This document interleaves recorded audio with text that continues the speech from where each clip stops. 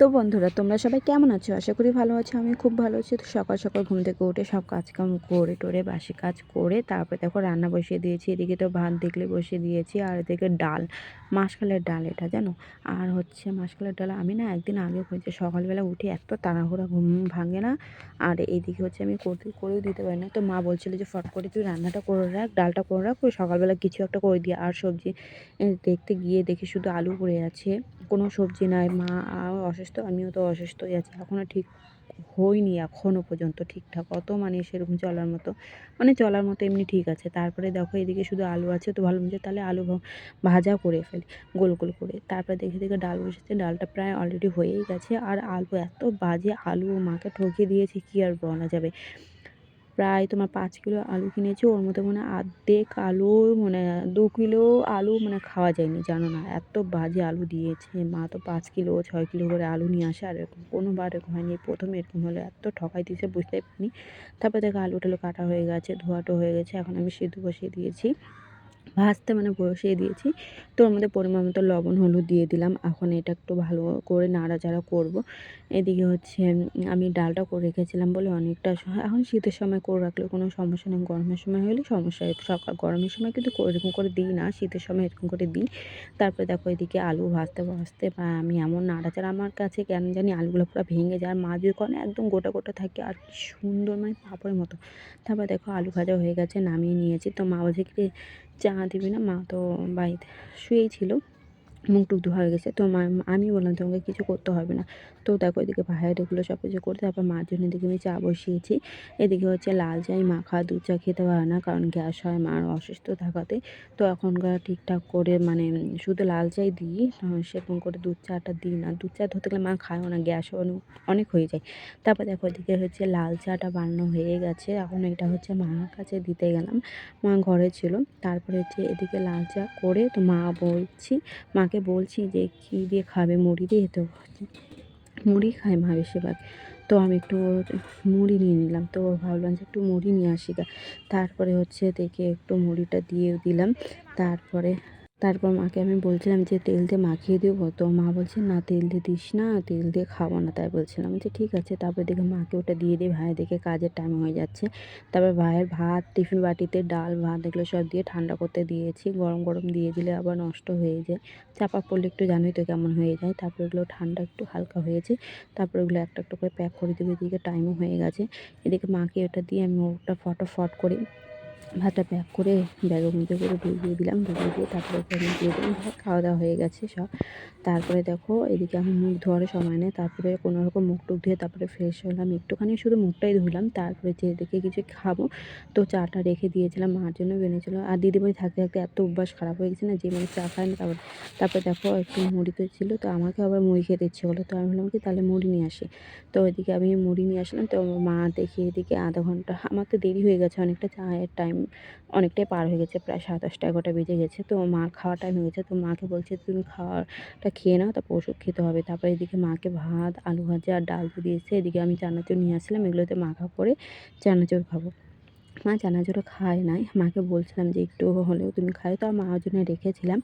ওটা আমি হচ্ছে একটু বেশি করে নিয়ে আসছিলাম। তো চোখের খিদে মনে হয় কি সব খেয়ে নেবো, কিন্তু খেতে পারি না যেন, অল্পটুকু চানাচুরটা নিয়েছি, দেখতেই পাচ্ছ আমার মুড়ির সাথে মিক্স করে চানাচুর দিয়ে মিক্স করে খাচ্ছি, এত ভালো লাগতেছিল, টক ঝাল মিষ্টি সবটাই ছিল। তারপরে দেখো এদিকে হচ্ছে আর মাকে বলছিলাম যে মা খাবে নাকি, তো মা এদিকে তো ভাত খাচ্ছে। তারপরে কি মা বলছে আমি কীর্তন যাবো, তো মা তো না বিকালবেলায় থেকে কীর্তনে গেছে। আর এদিকে মা তার আগে একটা তোষক বানাতে দিয়ে গেছে, তো বলছিল তুই দেখিস একটু বসে থাকি, তো আমি একটু ভিডিও করে নিলাম। তো দেখো এটা আমাদের তোষকটা বানাচ্ছে।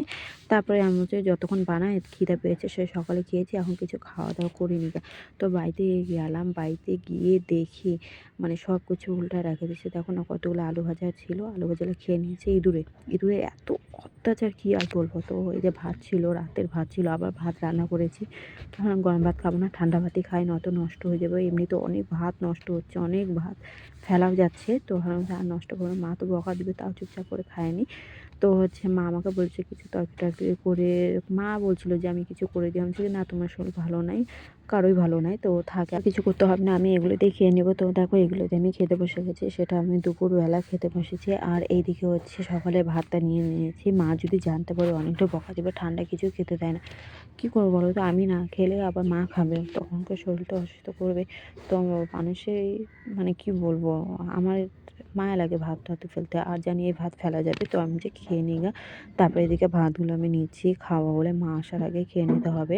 এমনিতে বকা খাবো, ভারী ভাত দেখলে বুঝতে পারবে। আর এগুলো চাপা দেওয়ার কারণ ইঁদুরের অত্যাচার, জানোই তো কী হাল। এই যে প্রেশার কুকারটা আমরা যা কিছু করি ছোটো ছোটো বাটিতে রেখে দিই চাপা দিয়ে, প্রেশার কুকারের মধ্যে চাপা দিই, তাহলে ওটা আর ফেলতে পারে না, মানে ওটা খায় না, নষ্ট হয় না কমসে কম। যদিও ফেলে দেয় তাহলে ওই প্রেশার কুকারের মধ্যেই থাকে। তারপরে দেখো এদিকে হচ্ছে আমি হচ্ছে ভাত নিয়ে নিয়েছি, তারপরে হচ্ছে এদিকে হচ্ছে ডাল নিয়ে নিয়েছি। তো হচ্ছে অনেকটা ভালো লেগেছে খেতে। তো এটা দিয়ে তার মধ্যে আমি ভাবলাম যে শুধু ডাল দেখাবো, তার থেকে দেখি টুকরিটা কী কী পাওয়া যায়। তারপর দেখি পেঁয়াজ দেখলাম, তারপরে লেবু দেখলাম, তো এগুলো দিয়ে খেলাম। তো এগুলো অনেকটা ভালো লাগে লেবু দিয়ে। আগে আমি খেতাম না, তো লেবুটা অত ভালো লাগতো না। লেবু মানে এমনি ভাত তরকারির সাথে ভালো লাগতো না, এমনি খাও মানে লেবুটা আগে এমন করে খেতাম। আর এখন একদিন মানে ভাত দিয়ে খাওয়ার পরে এত বাজে অভ্যাস হয়ে গেছে, এখন সব কিছুতে শুধু লেবু খেতে ইচ্ছা করে। তো অনেকটা ভালো লাগলো লেবু দিয়ে একটু পেঁয়াজ টিয়াজ দিয়ে খাওয়া দাওয়া হলো। তো দুপুরে খাওয়াটা আমি ভাবছিলাম যে একদম বাজে হবে, কিন্তু না। আর তার মধ্যে মাসকলাইয়ের ডাল ছিল আমার ফেভারিট, যার জন্য আমার অত খারাপ না। এগুলো না থাকলেও কোনো ব্যাপার না, মাসকলাইয়ের ডাল হলে আমার আর কিছু লাগে না। মাসকলাইয়ের ডালটা আমাকে এত ভালো লাগে। কে কে তোমরা খেয়েছো মাসকলাইয়ের ডাল? তাও আবার লাউ দিয়ে, কে কে খেয়েছো? লাউ দিয়ে তো ভীষণ ভালো লাগে, আমি কিন্তু অনেক খেয়েছি লাউ দিয়ে। যে ঠান্ডা আছে এখন তো অনেক হবে না, ভালো ভালো করে মা রান্না করবে।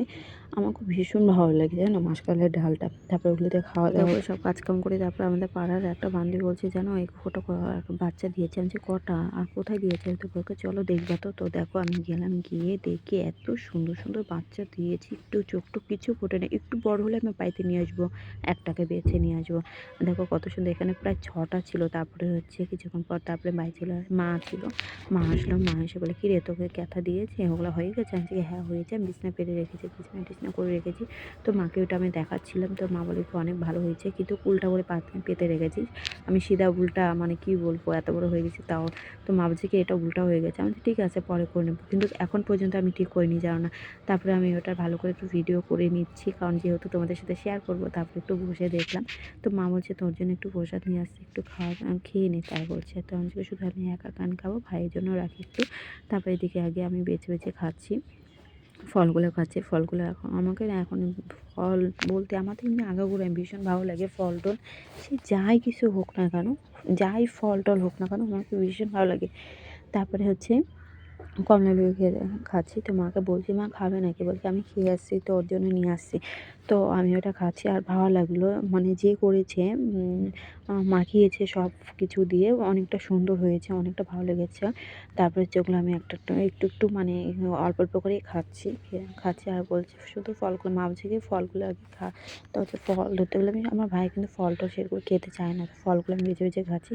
তো এর মধ্যে আমি ভাগ করছি, ভাই একটু খাবে আমি একটু খাবো। তো ভাইয়ের জন্য একটু আলাদা আলাদা রেখেছি।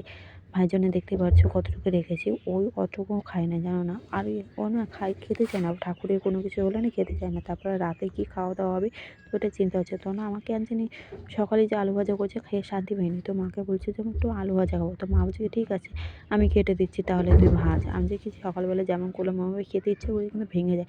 অঙ্ক করে দিলে ভাঙবে, ওগুলো ছাঁকা দিলে করতে হয় পাতলা পাতলা করে, পাতলা পাতলা করেই কাটতে হয়। তুই তো অনেকটা মোটা করে কেটেছি, আর তুই ঘাঁটতে ছিলি প্রচুর, তার জন্য ভেঙে গেছে আমাকে বলছিল। তো মা এগুলো সব কাটা বাছা করে দিল। তারপরে আমি শুধু খুন্তি নাড়ালাম। তো রাতে হচ্ছে মা এটাই করেছিল, আর কিছু করিনি। তো আজকের মতো ভিডিওটা কেমন লাগলো কি জানিও, টাটা।